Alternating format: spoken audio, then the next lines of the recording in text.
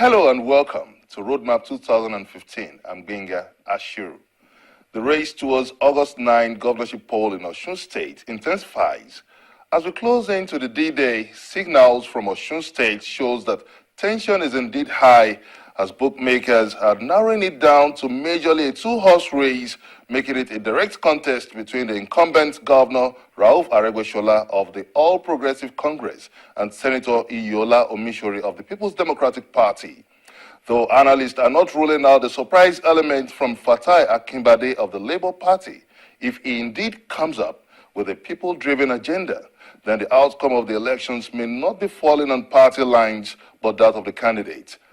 Now, as three frontline contestants throw their hearts into the ring in contest of who occupies the Bola Ige house come August 9, the campaign trail is at its very height as the contestants embark on a word-to-word campaign, and trading of accusations and counter-accusations are just rife. Now, Channels TV had an interview with each of the three contestants, but before then, here's a background report from the very polls of Osun State. The ambience, with posters of party flag bearers and campaign rallies. The look and feel tells it's another political transition in Osun State. This is Osogbo, the capital of Osun State, southwestern Nigeria. And come August 9, 2014, about 870,000 registered voters from Osun State will be heading to the 3,010 polling stations to choose who becomes the next governor of Osun State. Now, bookmakers have narrowed this down to essentially a three-horse race from an initial 20-horse race, and the frontline contestants are the incumbent Governor Rauf Aregbesola of the All Progressive Congress, Senator Iyola Omishore of the People's Democratic Party, and Fatai Akinbade of Labour Party. Now, we're also expected to see how the swing towns in Osun State garner the highest number of votes: Osogbo, Iwo, and Ife. Let's now connect with the streets of Osogbo, the capital of the state. We need a government that can have a few, and a government that will help the people. The person that have the fear of God, because if you have the fear of God, you will be able to consider the people that you are governing on. The kind of government that is going to make welfare as one of the important things in the priority. A kind of governor that will fulfill his promise that he has made for the states. A governor that's going to be responsive, that's going to be listening, accessible, patriotic, focused, and responsible. The governor that's going to take into consideration the need of every segment of the populace in the state of Osun, so as to be able to move the state forward and take the state to the next level. Who does the cap fit, as the contest is streamed to a three-horse race among the incumbent governor Rauf Aregbesola of the APC, Senator Iyola Omishore of the PDP, and Alhaji Fatai Akinbade of the Labour Party. This is perhaps the most trending topic in Osun State right now, and this conversation is taken to the bar. It's really quite amazing to find how passionate the people of Osun State are about who becomes the governor of Osun State come August 9. And this discussion is really quite trending, and the conversation is going round, and this discussion about who becomes the governor come August 9 is taken even to the bars, and this is what these people have to say about who becomes the next governor of Osun State. We want the governor that will have the interest of the masses at heart, that will take care of the masses and the aged, develop the infrastructures, develop our schools, empower people, and make sure that everybody, or maybe all the jobless people, are able to be employed in certain places. As the three frontline contestants throw their hats into the ring to contest for the governorship poll, August the 9th is the D-Day. Now, we'll be getting to hear from the three contestants, but let's start from Alhaji Fatai Akinbade of the Labour Party. This is the fourth attempt he will be making to the Bola Ige house, perhaps one of the longest-serving commissioners in the history of Osun State.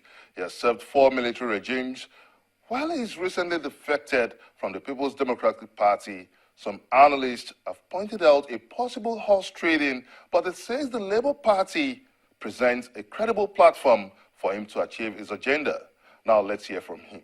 Let's take a jigsaw on how this roadmap might likely play out in the race for power in Osun State. Are you not worried about this stronghold? I am not at all worried because I have my people everywhere.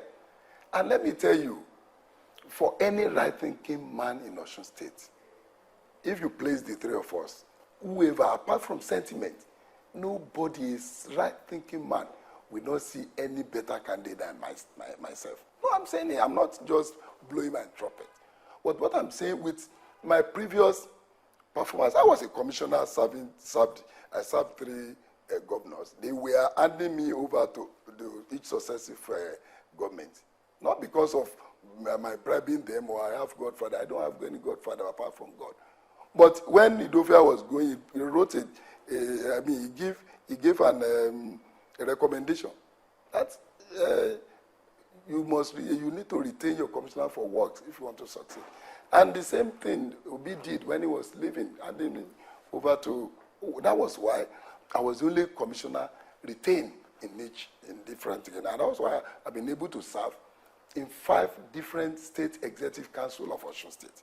I became a party chairman, and nobody can say, look, this is where Alhaji Akinbade did either favorism or bribery or no. I never took one penny from any aspirant, and I paraded 21 of them.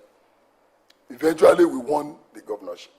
That was, immediately after that, I became the secretary of the government. Ask anybody in Osun, they will tell you my pedigree. So if it is governance, without any sentiment, no one of them, we are talking of 2 of them now, the incumbent and even the PDP can the Omishori, no one of them can beat my track. Now let's look at the reclassification policy of Osun State government. Governor Rauf Agbesola has said as much as this is a laudable project that might be having some teething problems. Are you not throwing your weight in support of this project in a state where the level of literacy is still below acceptable standard? Well, I'm surprised because, when he came with all these policies, one was just looking because, change, I'm a product of change. I love change. And especially the positive one. But when you look at the trend of events and the way this thing is being handled, you will be sorry for the state. And that was why we are becoming, educational standard in Osun has become so bad that we have gone back. Because now, as it is, when you talk of reclassification, the nature of this state is that we are urbanized and suburbanized. Every community is enough. Has enough students or enough people to fill a primary school or secondary school. But with this declassification, let me start an example of my own local place, Ogbagba. By 1976, when we built this school, all of us paid through our nose to contribute and build this school. When we built it, we were happy that our pupils would be having their school just at the back. Now with the